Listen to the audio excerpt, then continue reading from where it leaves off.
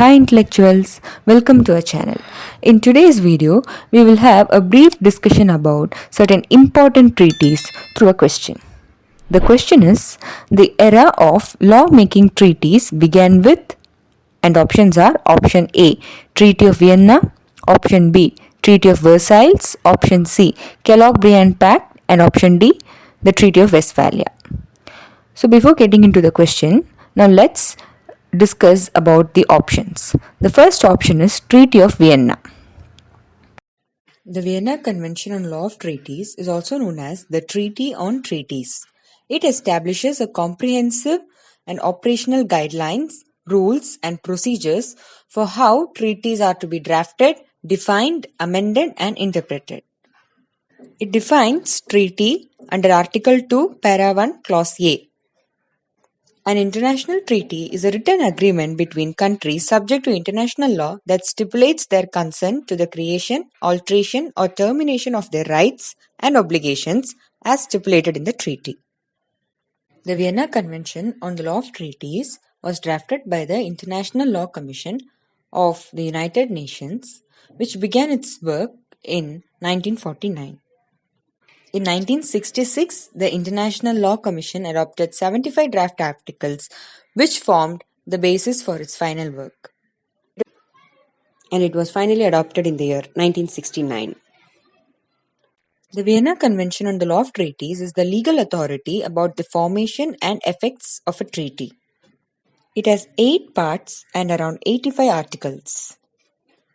Some of the important articles are Article 26, which provides or which deals with pacta sunt servanda. It mentions that every treaty in force is binding upon the parties to it and must be performed by them in good faith.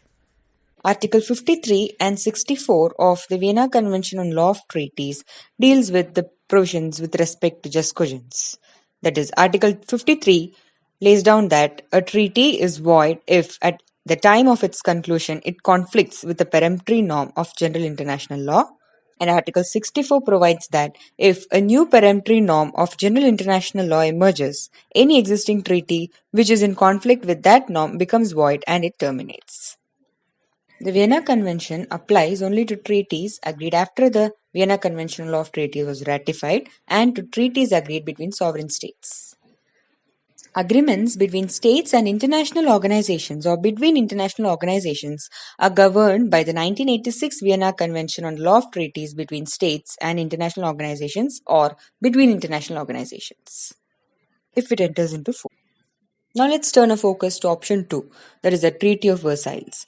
The Treaty of Versailles was a peace document which was signed between the Imperial Germany and the Allied powers on 28 June 1919. The treaty ended the World War I, which was fought between the Central Powers and the Allies for about 4 years, which started in 1914 and lasted up to 1918. The treaty gets its name from the Palace of Versailles, where it was signed. The World War I had broken out due to many reasons, but the immediate or the triggering point was the assassination of the Austrian Prince Ferdinand by a Serbian lad at Sarajevo. The Treaty of Versailles also led to the establishment of the League of Nations, which is the predecessor of the United Nations. The peace negotiations were helmed by the United States, Britain, France, and Italy. They were collectively known as the Big Four, though the role played by Italy was limited. Germany and other defeated parties of the Central Powers were not represented, nor was Russia, which had concluded a peace treaty in secret with Germany, despite being a part of the Allied camp. The European allies imposed a harsh treaty by forcing Germany to surrender all of its overseas colonies and 10% of its land. And they also made Germany the sole party responsible for all the horrors of World War I. Some other aspects of the treaty are that Germany should limit the size of its army and navy and was not allowed to maintain an air force. It also called for Kaiser William II, the ruler of Germany, to stand trial for war crimes, and above all, it included the war guilt clause, which held Germany solely responsible for starting the war and required it to pay reparations for Allied war losses. Thus, the economic hardship and the resentment of this treaty within Germany were fertile grounds for ultra-nationalist sentiments which were later exploited by Hitler and his Nazi party to seize power and laid the groundwork for World War II, a conflict far deadlier and devastating than World War I had ever been. The next option is Kellogg-Briand Pact. The Kellogg-Briand Pact, or the Pact of Paris, is officially the general treaty for renunciation of war as an instrument of national policy. It is a 1928 international agreement on peace in which the signatory states promised not to use war to resolve disputes or conflicts of whatever nature or whatever origin they may be. The pact is named after its authors, the United States Secretary of State Frank B. Kellogg and French Foreign Minister Aristide Briand. Final version of the pact, two clauses were agreed upon. The first outlawed war as an instrument of national policy, and the second called upon signatories to settle their disputes by peaceful means. Initially, it was discussed between the US and France. Later, the extension of the pact to include other nations was well received internationally. After the losses of the First World War, the idea of declaring war to be illegal was immensely popular in international public opinion because the language of the pact established the important point that only wars of aggression and not military acts of self-defense would be covered under the pact. Many nations had no objections to signing it. If the pact served to limit conflicts, then it would benefit everyone, and if it did not, there were no legal consequences. But yet, this pact was not so successful because it was unable to prevent the Second World War, but it was the basis for trial and execution of wartime German leaders in 1946. And also, the pact served as the legal basis for the concept of a crime against peace, for which the Nuremberg Tribunal and Tokyo Tribunal tried and executed the top leaders responsible for starting the World War II. The fourth option is Treaty of Westphalia. The Treaty of Westphalia was signed in October 1648 and which brought an end to the 80 Years' War between Spain and Dutch and the German phase of the 30 Years' War.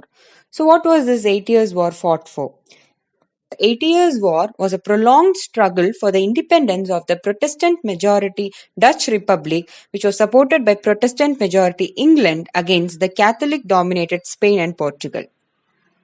The 30 Years' War was fought primarily in Central Europe, and an estimated 4.5 to 8 million soldiers and civilians died as a result of battle, famine, and disease. Its outbreak is traced to 1618 when Emperor Ferdinand II was deposed as King of Bohemia and replaced by the Protestant Frederick V of Palatinate. The peace was negotiated from 1644 in the Westphalian towns of Munster and Osnabrück. Under the terms of the peace settlement, a number of countries received territories or were confirmed in their sovereignty over the territories. It also confirmed the Peace of Augsburg, that is, this peace settlement extended the Peace of Augsburg's provisions for religious toleration to the Reformed Calvinist Church. Thus, it secured toleration for three great religious communities, the Roman Catholic, Lutheran, and the Calvinist. The member states of the empire were bound to allow at least private worship, liberty of conscience, and the right of immigration to all religious minorities and dissidents within their domains. But these measures of toleration did not extend to non-Catholic in the hereditary lands of the House of Habsburg. The constitutional changes made by the treaty had far-reaching effects for Germany. The settlement ended the century-long struggle between the monarchical tendencies of the Holy Roman Emperors and the federalistic aspirations of the empire's German princes. Thus, the Treaty of Westphalia is of utmost importance because it has created the framework for modern international relations. The concepts of state sovereignty, mediation between nations, and diplomacy all find their origins in the text of this treaty, which was written more than 350 years ago. Thus, from the discussion, it would be very clear that the right option is option A, that is Treaty of Vienna. At the end of the discussion, I hope the concepts discussed are clear. If you have any doubts, please put it in the comment section. Thank you. Do follow the Courtroom Intellectuals for more updates.